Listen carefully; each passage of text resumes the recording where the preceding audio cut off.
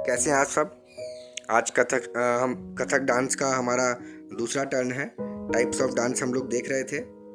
Types of dance में classical dance में Kathak dance, जो आखिरी शास्त्रीय नृत्य हमारा बचा था, उसके बारे में हम लोग समझ रहे हैं। जिसमें पहले के क्लास में, पिछले क्लास में, लास्ट क्लास में हमने कथक का इंट्रोडक्शन दिया था आपको।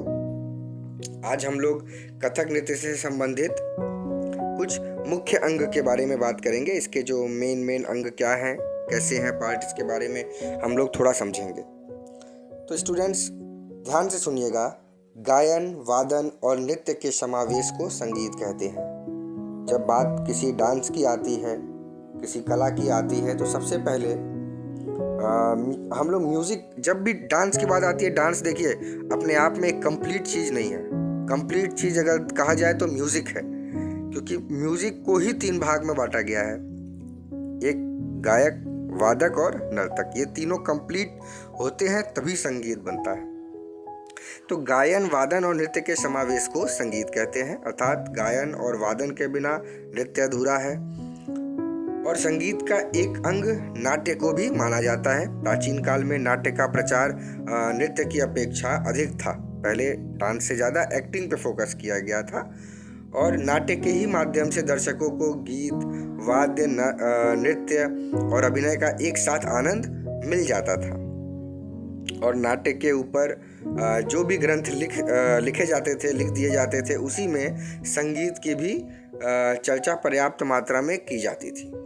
और यही कारण है कि आज अगर हमें नृत्य के विषय में कोई जानकारी चाहिए तो नाट्य संबंधी ग्रंथ हमें देखना ही पड़ता है। और उन्हीं ग्रंथों में नृत्य के 3 अंग मुख्य रूप से बताए गए हैं, जो कथक नृत्य के मुख्य रूप में यूज होते हैं। पहला है नट, दूसरा है नाट्य और तीसरा है नृत्य। तो स्टूडेंट्स एक लाइन में आप समझिएगा कि जो भी नाट्य संबंधी ग्रंथ हैं उनमें नृत्य के 3 अंग मुख्यतः बताए गए थे, जो कथक में मुख्य रूप से प्रयोग होते हैं, नट, नाट्य और नृत्य। हम लोग इस तीनों के बारे में थोड़ा संक्षेप में समझते हैं। पहला है नट।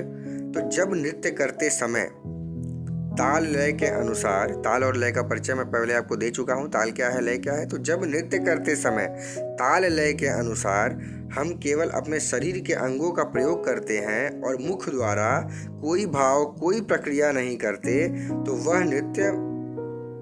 वह नृत्य नहीं बल्कि नट कहलाता है।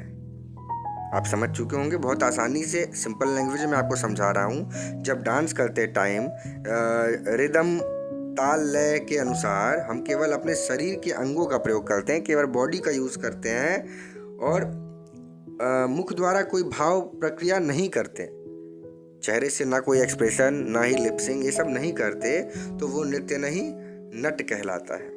अब दूसरा है नाट्य।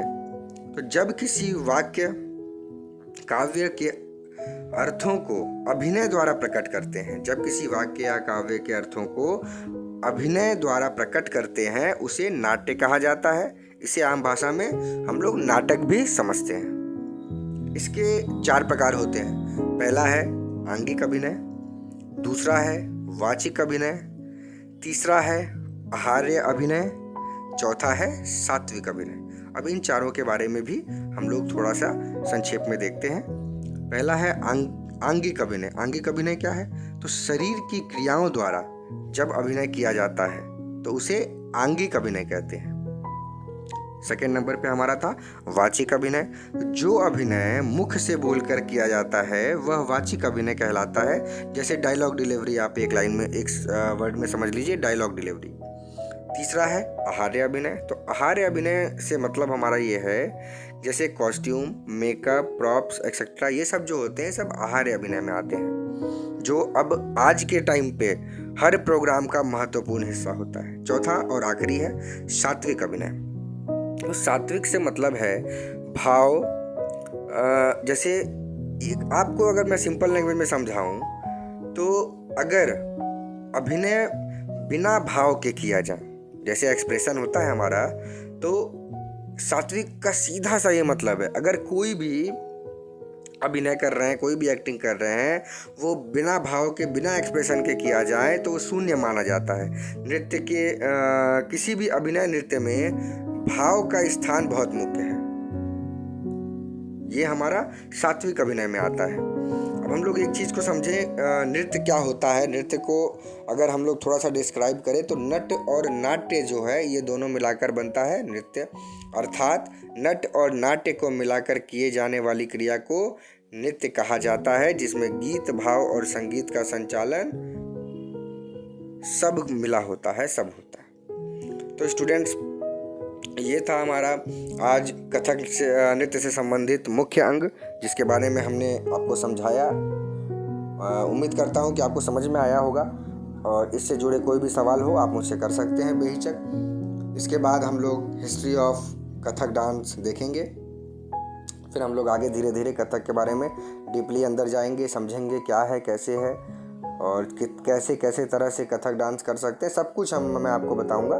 फिलहाल आज के लिए ये क्लास यहीं एंड करते हैं। God bless you, keep dancing, keep learning, stay home, stay safe.